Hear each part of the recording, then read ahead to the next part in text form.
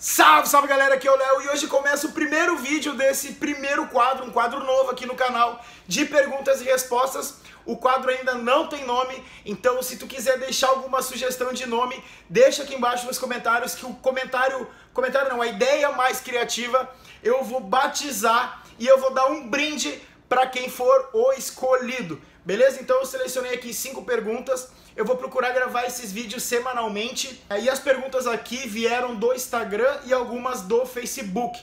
Então se tu quiser que eu responda as tuas perguntas, me siga nas redes sociais que eu vou colocar aqui o Instagram e aqui o Facebook. Tá? Então entra lá, me manda pelo chat ou me manda pelo direct alguma sugestão, mandem as perguntas que eu vou selecionar algumas, não todas, porque não tem como, e vou responder aqui no bate-pronto para vocês, beleza? Então vamos para a primeira pergunta, e essa pergunta veio do Facebook. Kelly Farinelli perguntou: olá, meu treino dura umas 2 horas, vejo muitos resultados, mas já ouvi dizer que não pode passar de 1 hora, é verdade ou mito? Na verdade é assim, muitas pessoas acham que é proibido de qualquer jeito passar de 1 hora o treino. Por quê? Porque vai catabolizar, mas não é bem assim. O processo de catabolismo ele não é tão imediato, tá? Demora, então não é, meu Deus, treinei 1 hora e 10, tô catabolizando. Não, não é bem assim. Só que o que acontece? Se tu faz um treino de 1 hora e meia, 2 horas, é um treino volumoso, correto? Correto. É interessante? É, dependendo da fase. Mas é muito mais eficiente tu realizar um treino intenso com uma intensidade alta num menor tempo, porque tu não tem como fazer um treino extremamente intenso num treino de 1 hora e meia, por exemplo.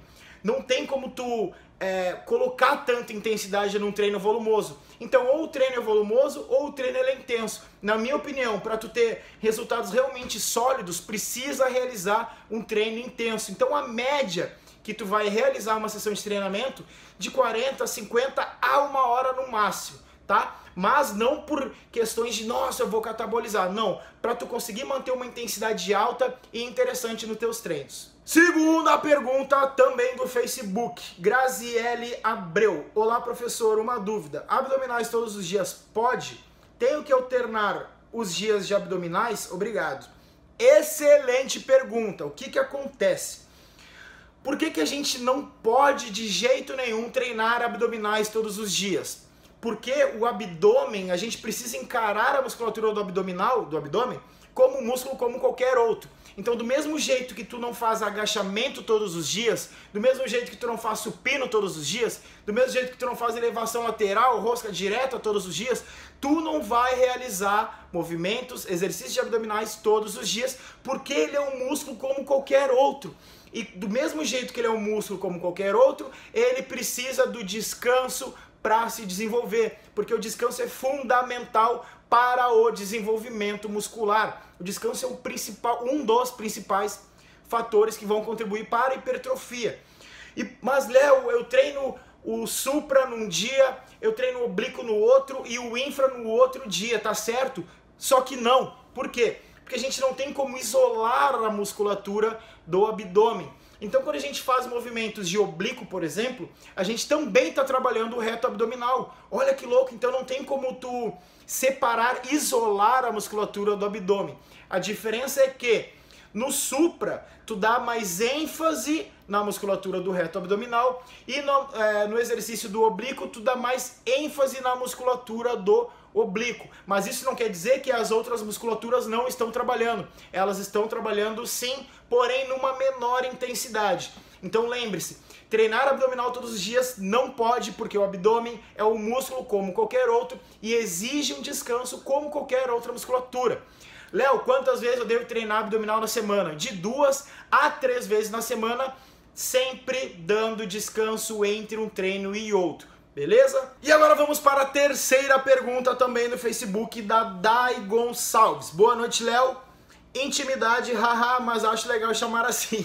Não tem problema, pode me chamar de Léo, até prefiro, na verdade. Só que me chama de Leonardo é a Camila e a minha mãe quando estão muito bolados comigo. Mas vamos lá. Sei que os músculos não sabem contar, isso é verdade. E por isso podemos ir até a falha. Não só podemos, quanto devemos ir até a falha ou o mais próximo possível dela.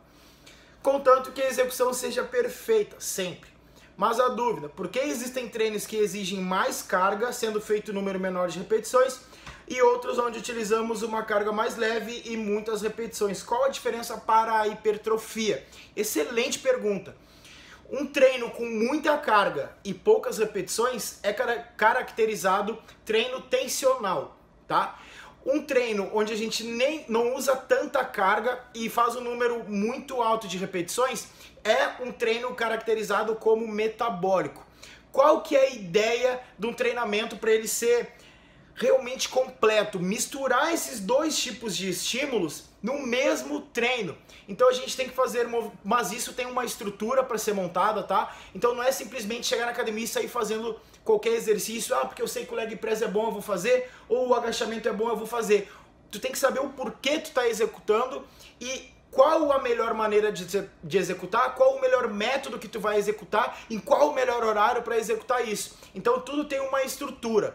Mas voltando ao assunto, tu precisa misturar treino tensional e metabólico na mesma sessão de treinamento. Por quê? Porque isso vai estimular a hipertrofia sarcoplasmática e a hipertrofia miofibrilar. E o teu corpo, ele vai ser estimulado por completo, tá? A grosso modo falando. Então sempre misturem treino tensional e metabólico na mesma sessão de treinamento para estimular os dois tipos de hipertrofia miofibrilar e sarcoplasmática, beleza? Mas isso precisa ter uma estrutura de treino montada e adequada individualmente para cada um. Individualmente já é para cada um, né? Beleza. E agora a quarta pergunta veio do Instagram. Ana_Katia32. Na mesma flexora, é errado realizar o movimento até o encosto e tocar no glúteo? Sim, excelente pergunta também, mas a resposta é sim, é errado. Por quê? Porque ali é um ponto de descanso e eu sempre falo que a gente precisa e deve evitar todos os pontos de descanso dos exercícios. Léo, por que isso? Porque quando a gente evita os pontos de descanso, a nossa musculatura ela fica num tempo sob tensão maior, ela fica durante mais tempo em contração e ela não descansa. E consequentemente a gente tem mais microlesões, né, mais rupturas e consequentemente a hipertrofia também vai ser mais eficiente, tá? Então evitem sempre o ponto de descanso. No caso da flexora deitado ou sentado que ela falou?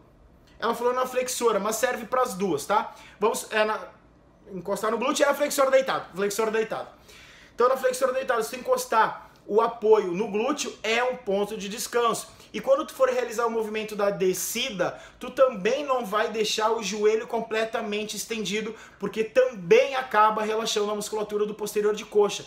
Então lembre-se, evitar os pontos de descanso para deixar a musculatura no maior tempo sob tensão possível. E a quinta e última pergunta também do Instagram, Duji_Doria. Ela fez duas perguntas e eu achei interessante, coloquei as duas aqui. Pode treinar membros inferiores com foco no quadríceps na segunda, por exemplo, e treinar membros inferiores com foco no glúteo na terça? Não! Isso é um dos maiores erros que acontece. Por quê? Não tem como a gente isolar a musculatura do quadríceps num treino de quadríceps. Por que que eu falo isso? O único exercício completamente isolado de quadríceps é a cadeira extensora. Então, a partir do momento que tu encaixa qualquer outro exercício a não ser a cadeira extensora, tu também vai ativar a musculatura do glúteo e do posterior de coxa. Por exemplo, tu faz um agachamento hack num treino de quadríceps, glúteo posterior e quadríceps. Tu faz um afundo num treino de quadríceps, glúteo posterior e quadríceps. Então não tem como isolar. E como eu falei, acho que na segunda ou na primeira pergunta, que a gente precisa respeitar o descanso, tu não pode treinar glúteo no outro dia, na terça-feira, porque tu já treinou ele no treino de quadríceps. Então é errado achar que num treino de quadríceps, tu só tá treinando a musculatura do quadríceps. Só que não, tá trabalhando muito a musculatura do glúteo. E a gente precisa evitar de treinar o mesmo músculo todos os dias, porque não vai conseguir desenvolver, porque tu não está respeitando o descanso. E a mesma coisa acontece num treino de posterior, por exemplo. Eu treino posterior hoje e glúteo amanhã. No treino de posterior, a gente faz o exercício de stiff, e o stiff trabalha muito a musculatura do glúteo. Então, se ele trabalha a musculatura do glúteo, a gente não pode treinar o glúteo no dia seguinte ou no dia anterior, porque a gente precisa respeitar a musculatura, o descanso da musculatura para ela se desenvolver. Então, jamais, em hipótese alguma, treinem o mesmo grupo muscular todos os dias, porque vocês não vão conseguir desenvolver. E ela aproveitou e fez outra pergunta, que é o seguinte: esses exercícios são dispensáveis, ou seja, não precisa fazer? Elevação de quadril, né, que seria a elevação pélvica, e 4 apoios no Smith ou na máquina. 4 apoios no Smith ou na máquina eu acho completamente desnecessário, tá? Ah, Léo, mas eu faço e eu gosto de fazer e eu sinto. Show, continua fazendo, mas isso não quer dizer que ele seja extremamente eficiente para a musculatura do glúteo. Os principais exercícios de glúteo são agachamento e suas variações, leg e suas variações, e passada e a fundo, né, e suas variações. Esses são os principais exercícios de glúteo e quadríceps. Então é isso, galera, espero que vocês tenham gostado do vídeo de hoje. Deixem sugestões e dúvidas aqui nos comentários que eu vou responder com o maior prazer, beleza? E talvez eu consiga selecionar algumas perguntas para responder no próximo vídeo. Tamo junto, um beijo no coração de todos, fui, fiquem com Deus, bons treinos e é nóis!